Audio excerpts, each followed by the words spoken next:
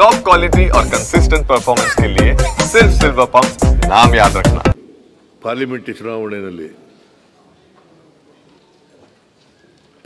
ಚುನಾವಣೆ ಆದಮೇಲೆ ನಿಲ್ಲಿಸ್ಬಿಡ್ತೀರಾ ಈ ಕಾರ್ಯಕ್ರಮಗಳನ್ನ, ಎಲ್ಲ ಯೋಜನೆಗಳನ್ನು ಕೂಡ ನಿಲ್ಲಿಸ್ಬಿಡ್ತೀರಾ? ನೀವೇ ಹೇಳಿದ್ದು, ವಿರೋಧ ಪಕ್ಷದವರು, ಭಾರತೀಯ ಜನತಾ ಪಕ್ಷದವರು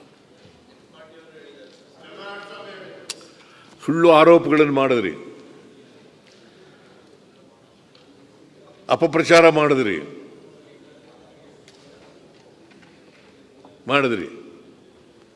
ಆದರೆ ಜನ ಒಪ್ಕೋಬೇಕಲ್ಲ. ಜನರಿಗೆ ಈ ಕಾರ್ಯಕ್ರಮಗಳ ಸತ್ಯಾಸತ್ಯತೆ ಏನು ಅನ್ನೋದು ಗೊತ್ತಾಗಿದೆ. ಯಾಕಂದರೆ the beneficiaries are getting the money. ಈಗ ಗೃಹಲಕ್ಷ್ಮಿ ಯೋಜನೆಗೆ ಪ್ರತಿ ತಿಂಗಳು 2,000 ಕೊಡ್ತಾ ಇದ್ದೀವಿ. ಮನೆ ಯಜಮಾನಿಗೆ 2,000 ರೂಪಾಯಿ ಕೊಡ್ತಾ ಇದ್ದೀವಿ. ಜೂನ್ 11ನೇ ತಾರೀಕಿನಿಂದ 2023 ಶಕ್ತಿ ಯೋಜನೆಯಲ್ಲಿ ಜನ ತಿರುಗಾಡ್ತಾ ಇದ್ದಾರೆ.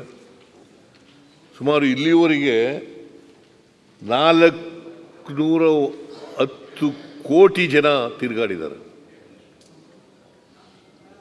410 ಕೋಟಿ ಜನ ಇವತ್ತಿನವರೆಗೆ ತಿರುಗಾಡಿದ್ದಾರೆ. ಗೊತ್ತಾಗಲ್ವ ಅವರಿಗೆ?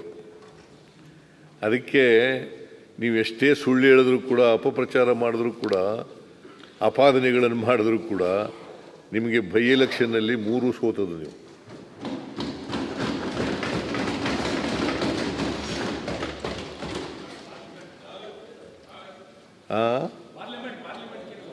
ಪಾರ್ಲಿಮೆಂಟ್ ಬಿಡಿ, ಅಸೆಂಬ್ಲಿ ಈ ಆಪಾದನೆಗಳನ್ನು ಮಾಡಿದ ಮೇಲೆ, ಅಪಪ್ರಚಾರಗಳನ್ನು ಮಾಡಿದ ಮೇಲೆ, ಗ್ಯಾರಂಟಿ ಯೋಜನೆಗಳು ಇಂದ ಖಜಾನೆ ಖಾಲಿ ಆಗಿಬಿಡ್ತದೆ, ಅಭಿವೃದ್ಧಿ ಕೆಲಸಗಳಿಗೆ ದುಡ್ಡಿಲ್ಲ, ಅಭಿವೃದ್ಧಿ ಕೆಲಸಗಳೆಲ್ಲ ನಿಂತು ಹೋಗಿದ್ದಾವೆ ಅಂತ ಹೇಳಿದ ಮೇಲೆ 3 ಬೈ ಎಲೆಕ್ಷನ್ಗಳು ನಡೆದವು. ಚನ್ನಪಟ್ಟಣ, ಶಿಗ್ಗಾಂವಿ ಮತ್ತು ಸಂಡೂರು. ಬೇರೆ ಬೇರೆ ರಾಜ್ಯದಲ್ಲಿ ನೀವು ಹೇಳಿದ್ರ ಮೇಲೂ ಕೂಡ ನಿಮ್ಗೆ ಓಟ್ ಹಾಕ್ಲಿಲ್ಲಲ್ಲ, ಯಾಕೆ ಹಾಕ್ಲಿಲ್ಲಪ್ಪ? ನೀವು ಇದನ್ನ ಅನೌನ್ಸ್ ಮಾಡಿದ್ರಿ. ರಾಜ್ಯಪಾಲರು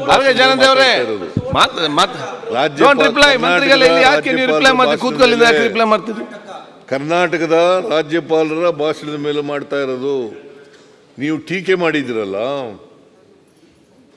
ಅಪಪ್ರಚಾರ ಮಾಡಿದಿರಲ್ಲ, ಸುಳ್ಳು ಆಪಾದನೆಗಳನ್ನು ಮಾಡಿದಿರಲ್ಲ, ಅದಾದ್ಮೇಲೆ ನಡೆದಿರೋದು ಈ ಬೈ ಎಲೆಕ್ಷನ್ಗಳು. ರವಿ ಅದು ಇಲ್ಲಿ ಚನ್ನಪಟ್ಟಣದಲ್ಲಿ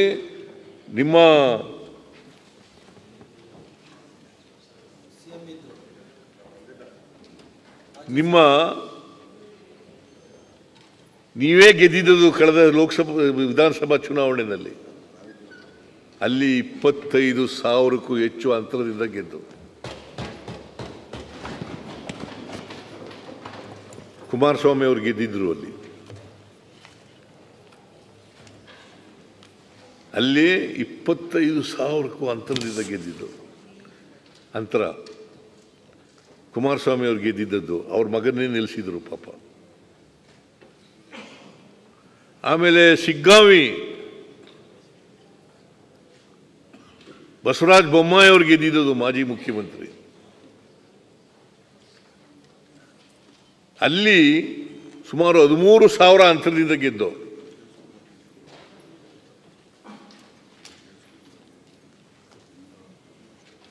ಸಂಡೂರು 9,000 ಅಂತರದಿಂದ ಗೆದ್ದು. 3 ಕಡೆ ಮಕಾಡೆ ಮಲಗಿದ್ರಿ ನೀವು.